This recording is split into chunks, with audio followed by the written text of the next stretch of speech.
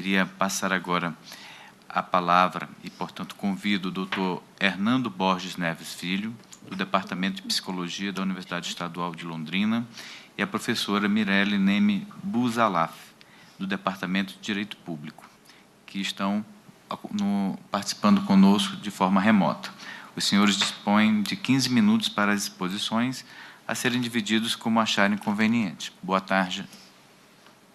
Boa tarde, doutor Alexandre. Grande prazer estar aqui. Vou iniciar a nossa fala representando aqui a Universidade Estadual de Londrina e, na sequência, a professora Mirelle encerra com chave de ouro a nossa participação aqui, né? Então, é uma enorme satisfação poder colaborar com essa importante iniciativa do Supremo Tribunal Federal, especialmente junto a toda essa excelentíssima companhia aqui reunida. Agradeço toda a equipe do STF, bem como a reitoria da UEL, quem permitiu nossa participação representando aqui essa importante instituição de ensino do Estado do Paraná. E aqui, hoje, com vocês, falo como um cientista. Peço, portanto, que escutem os cientistas, todos nós que estamos aqui e tantos outros que estão no Brasil e fora fazendo seu bom trabalho, né? Trago para esse ilustre debate aqui as ciências do comportamento, mais especificamente a análise do comportamento. Tenho graduação em Psicologia e mestrado em Teoria de Pesquisa do Comportamento pela UFPA, doutorado em Psicologia Experimental pela USP e 2 estágios de pós-doutorado em Análise do Comportamento. Estudei o comportamento de ratos, pombos, macacos, corvos da Nova Caledônia, tartaruga, cobras e humanos, desenvolvimento típico e atípico. Também fui pesquisador convidado da University of Auckland, na Nova Zelândia, e já tive ou tenho parcerias com redes de pesquisa internacional na Alemanha, México, Estados Unidos e Japão. Meu primeiro e tradicional tópico de pesquisa foi a criatividade em modelos animais e atualmente tenho me dedicado à desinformação, que tem diversos pontos de encontro com a criatividade, o que determina a ocorrência e difusão dela. Fiz tudo isso com base nessa análise do comportamento, que é uma ciência surgida no século XX que estuda o comportamento via pesquisas empíricas, de laboratório e campo. Pesquisas que trabalham com controle de variáveis e registros fidedignos de como contextos e consequências modulam, alteram o nosso comportamento e, por consequência, nossa cultura, nossos contextos. Contextos e consequências são parte fundamental da dinâmica de aceitação e difusão de fake news, né? E, portanto, da proliferação de desinformação. É essa dinâmica de contextos e consequências dos nossos comportamentos, né, que criam as nossas chamadas e conhecidas bolhas ideológicas. E esses contextos e consequências, justamente a expertise e o que a análise do comportamento vem estudando em detalhes durante todas essas décadas. Essa ciência do século XX, a análise do comportamento, nos tem rendido eficientes tecnologias comportamentais de saúde, educação e gestão de pessoas, agora no século XXI.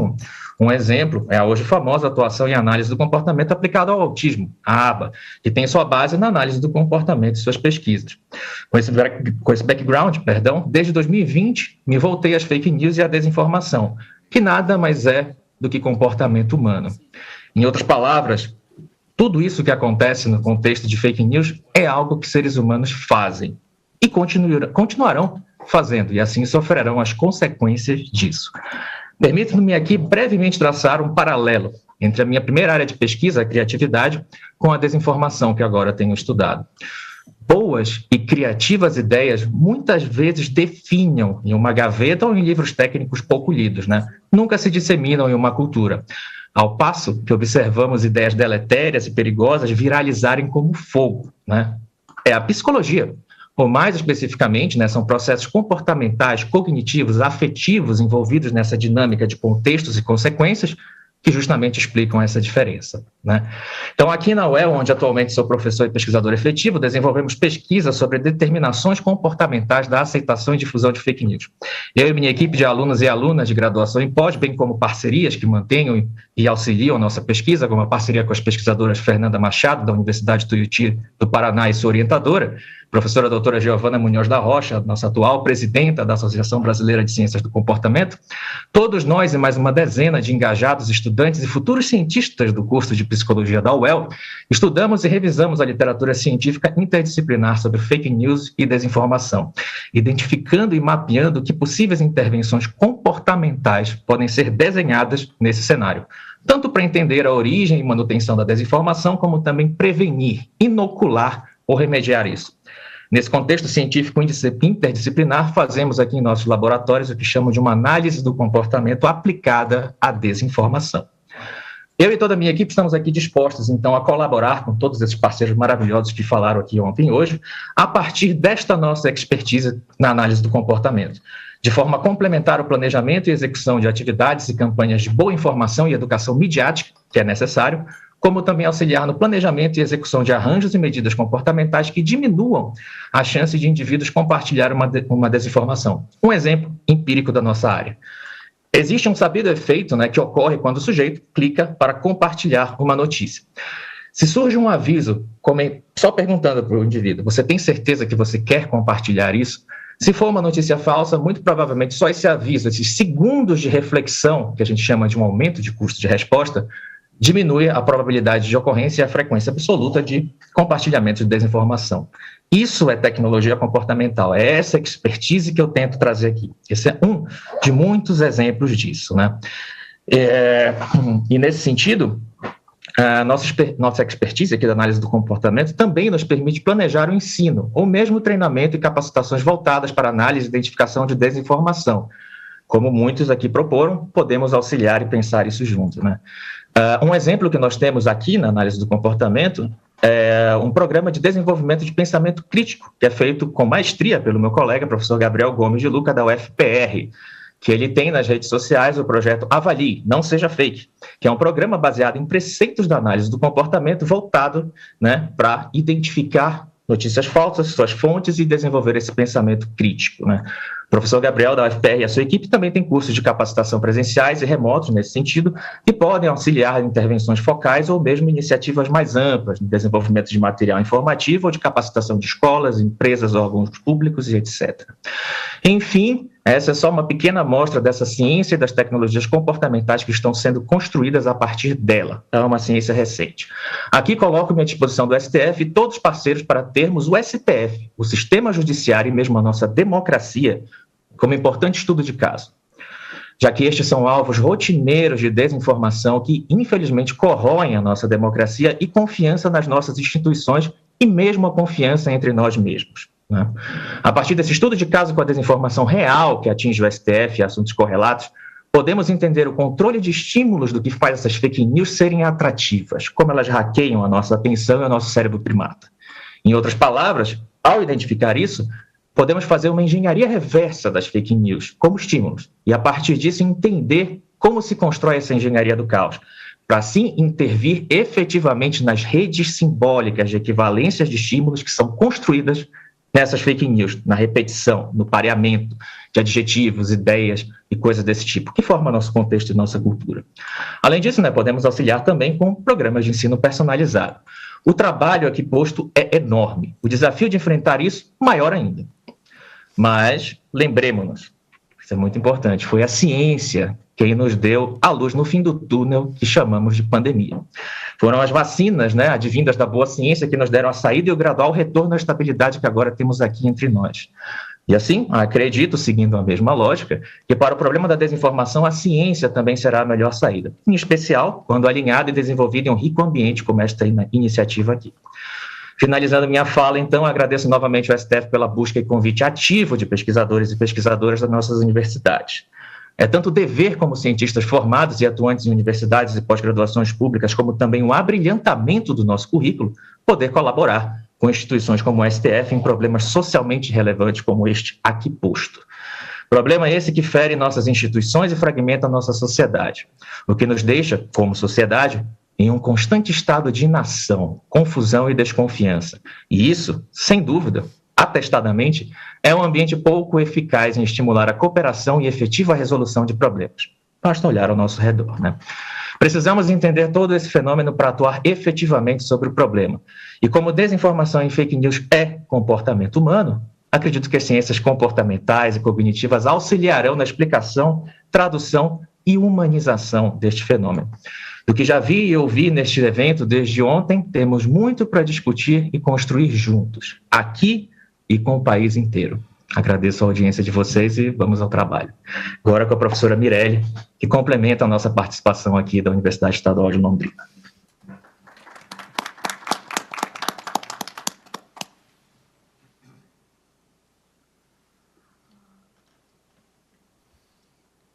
Boa tarde a todas e a todos.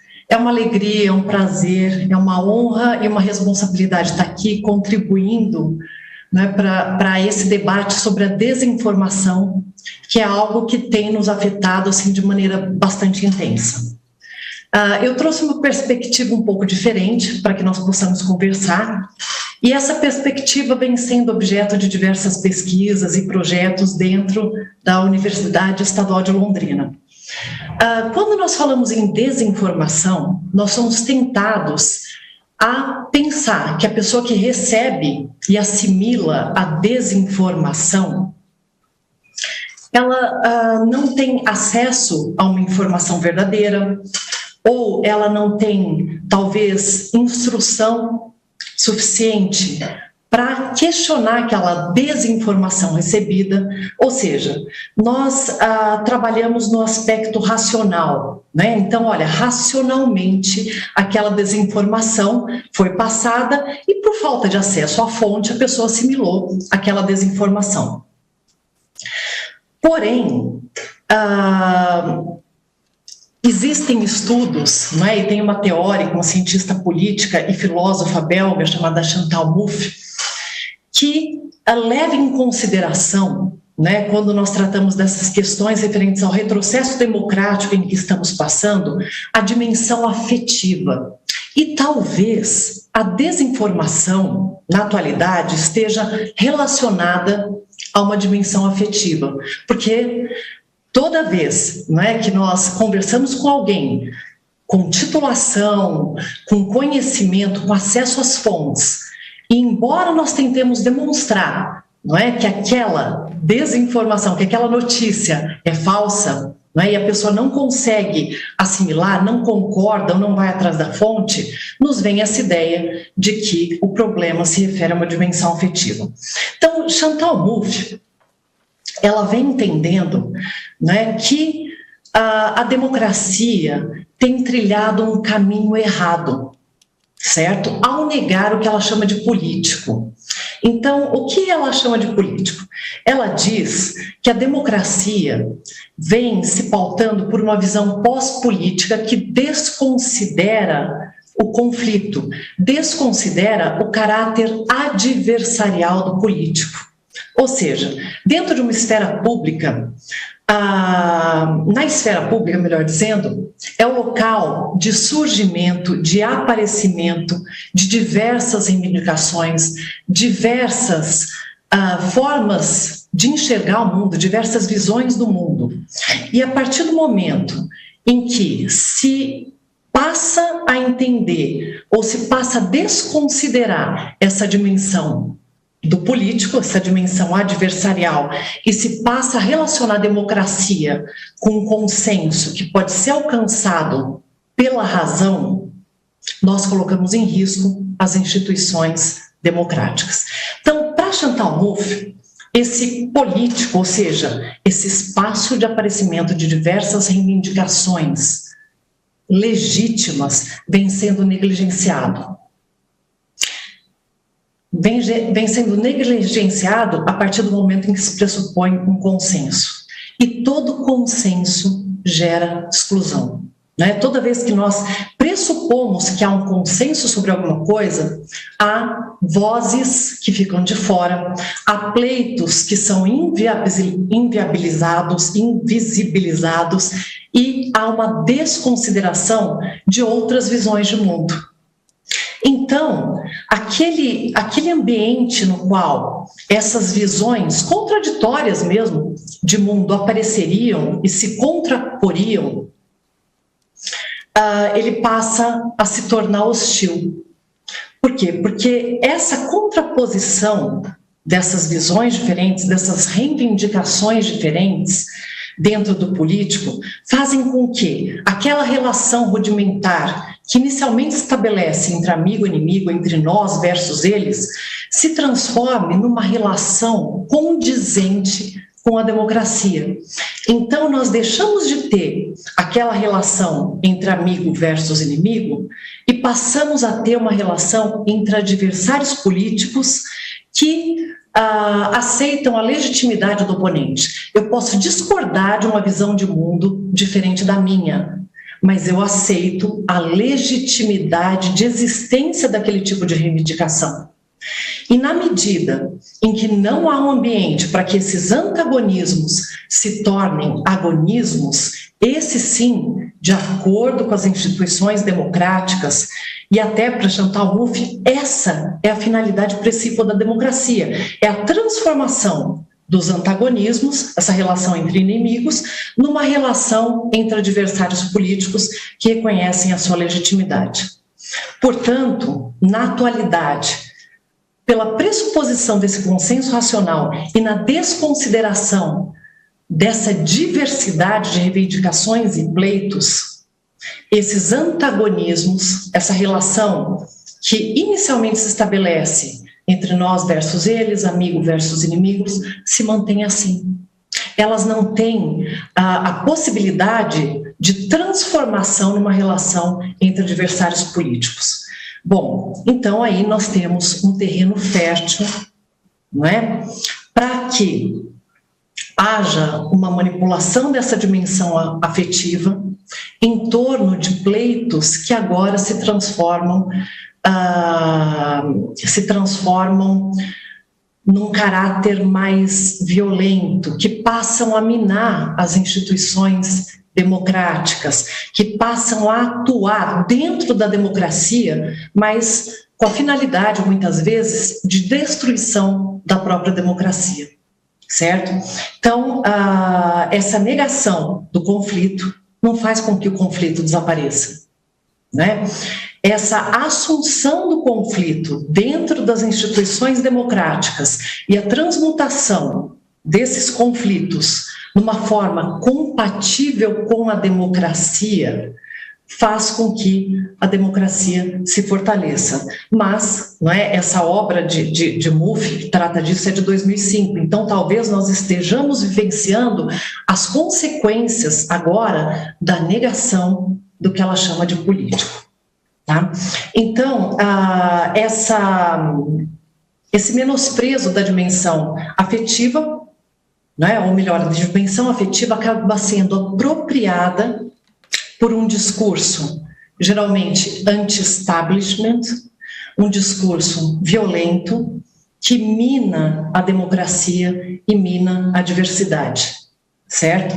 Isso faz com que se perpetue, né, esses antagonismos, e antagonismos e desinformação caminham junto nesse movimento de destruição ou pelo menos de enfraquecimento da democracia. Tá?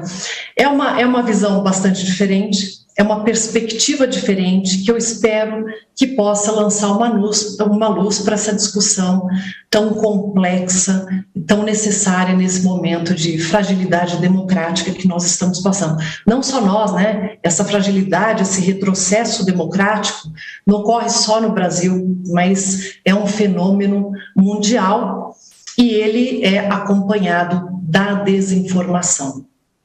Então, muito obrigada, agradeço a oportunidade, espero que eu tenha sido clara. E é isso.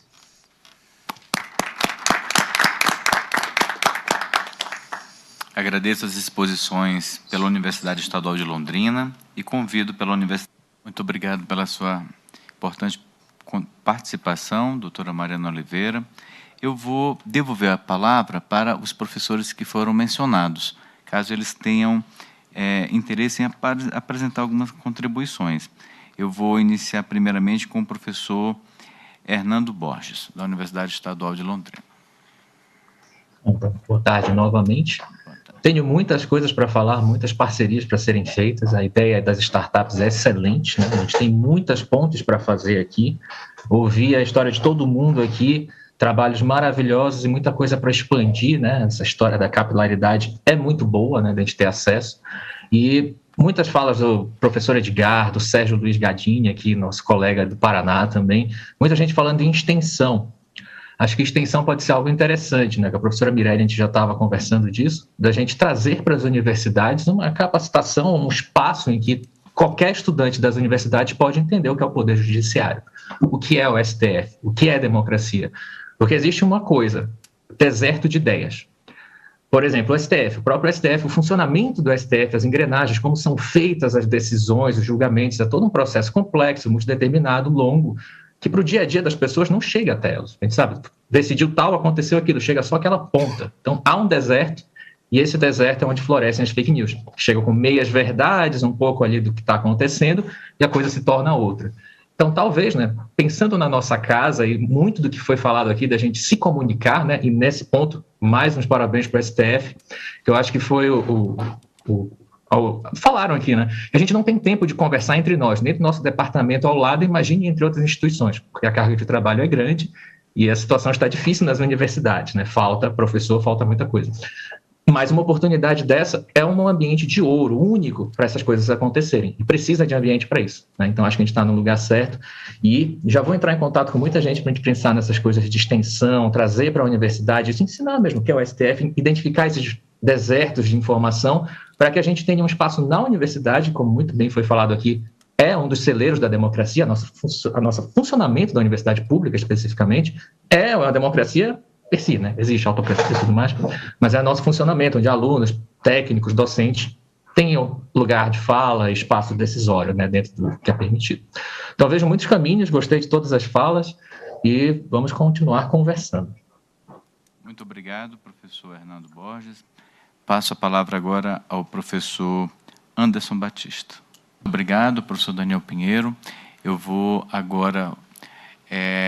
observando a ordem das mãos levantadas no visor da participação dos nossos professores pelo remoto, eu vou passar, primeiramente, a palavra ao professor Hernando Borges e, na sequência, observando a forma de disposição do visor, eu vou dando a palavra para os demais colegas.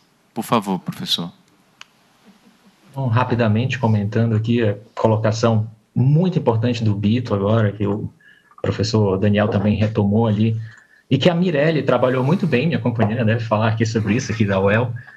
O sujeito nunca está errado. E eu acho que é importante a gente ter percepção disso. Inclusive, tem um dado da psicologia cognitiva que mostra que a maioria das pessoas que compartilham notícias falsas sabem que a notícia é falsa. Boa parte. Por quê? Para ele faz sentido, para os contextos, para as pessoas, para a bolha, para os objetivos, para os interesses, para os valores dele, esse componente afetivo. E aí... isso é importante da gente tomar como um norte aqui para todas as nossas atuações, desde as pontas da tecnologia, jurídicas, comportamentais, de comunicação. São seres humanos atuando ali, né? Com seus motivos, interesses e parcelas do mundo que elas têm acesso, conhecem e interagem. É idiosincrático e a gente tem que agir aí. E só para complementar isso também, que estavam falando, né, que nós sem linguagem não somos nada. E eu, como alguém que estuda comportamento, concordo e vou fazer coro a isso. Como eu falei antes, eu estudei macaco, rato, pombo, animais não verbais. E boa parte da psicologia experimental no século XX tentou ensinar linguagem para chimpanzés, macacos pregos. Eu também tentei com macaco prego. E você até ensina, eles aprendem linguagem de sinal e tudo mais. Mas é custoso. Eles até passam para um ou outro filhote, alguma coisa, mas não é essa explosão que é para o ser humano. Para nós é trivial. A criança nasce, desenvolvimento tipo, está falando, vai. E essa generatividade é tanto o que nos permite chegar até aqui hoje, e termos todas essas ideias, filosofia, ciência, poder jurídico, como também é a origem da desinformação e da gente poder viver nesses mundos alternativos, de bolhas, em que o que faz sentido para a gente é a função e o contexto do que eu vou falar, do que eu estou passando aqui. Não se isso é verdade, nem se isso é ético também, que é outra questão que a gente tem que trabalhar em tudo que a gente faz, nesse eixo ético, que faz parte aqui só da gente estar combatendo a desinformação, né? Então, gostei muito dessa provocação do Bito, de todos vocês, e muitos insights, e só quero ouvir mais de vocês para a gente trabalhar muito nisso, tem muita coisa a ser feita. Muito obrigado, professor. Agora eu passo a palavra à professora Mirelle Busalaf. Bom, estou muito entusiasmada, não é, com essa possibilidade de enxergar esse problema que é o da desinformação sob diversas óticas, diversos enfoques. Eu acho que isso enriquece bastante, né, e que nós podemos conjuntamente atuar de forma a combater a desinformação mesmo, né? E entender também, agora continuando o que o professor Hernando falou e que nós temos conversado bastante sobre, o porquê que existe a opção de alguns em propagar a desinformação. Então, a pessoa sabe que aquilo é uma desinformação, mas ela opta por assimilar aquilo como uma verdade e passar para os demais. Eu acho que essa questão da causa também é bastante importante, que está assim, relacionada diretamente com esse momento de retrocesso democrático. E nós, das universidades, nós temos um papel fundamental. Né? Eu falei da dimensão afetiva, e eu acho que nós, como professores, nós temos esse condão de despertar, né, uma dimensão afetiva com a comunidade acadêmica e também com a comunidade externa, mas especialmente com os alunos, no sentido da mobilização, né, em prol da informação, em prol da democracia. Né? É o momento, nós não podemos deixar para amanhã, e eu acredito muito que nós vamos conseguir, não é, atuar de uma forma bastante positiva nesse aspecto. E eu agradeço a oportunidade, né? Agradeço ter ouvido cada um de vocês, é uma experiência realmente muito boa e enriquecedora. Muito obrigado, professora. Passo agora a palavra ao professor Edgar Rebouças. Colegas, então eu que agradeço aqui, pela primeira vez a gente está junto, né, e espero que a partir de agora, muitas outras vezes, porque antes a gente só ficava ali no meio caminho ali com o pessoal da comunicação. E para finalizar, só lembrando, assim, ressaltando mais uma vez, e contrariando aquilo que um dos, sei lá quantos ministros da educação atrás falou, que a universidade era um lugar de balbúrdia, né, de bagunça. Não, isso só é falado por quem não conhece o que é a universidade. Então, a gente tem que mostrar a universidade para a sociedade. A universidade faz muita coisa, e agora, com essa parceria com o Supremo, eu acho que a gente vai conseguir ter uma efetividade também nas decisões que são tão importantes para o país. Parabéns, então, ao Supremo, e estamos à disposição. Muito obrigado, professor Edgar. Vou passar a palavra ao professor José Tarcísio da Silva Oliveira. Eu tenho mesmo só agradecer e dizer que algumas ideias que surgiram aqui, elas podem facilmente ser implementadas, né? Então, acho que foi muito importante ter essa discussão, tanto a ideia da coluna na revista jurídica, e eu acho que só destacar um ponto que alguém falou aqui, que foi a questão da curricularização da extensão, né, que é algo que quem está nas coordenações de curso aí está vendo que está precisando de revisar os PPCs para poder incluir esses 10% da extensão na formação da graduação, e eu acho que é uma ótima porta de entrada para a gente pensar hoje em ações práticas dentro da universidade, para a gente trabalhar ações de extensão voltadas para o combate à desinformação. Muito obrigado, professor José Tarcísio. Passo a palavra agora ao professor Sérgio Luiz Gadini.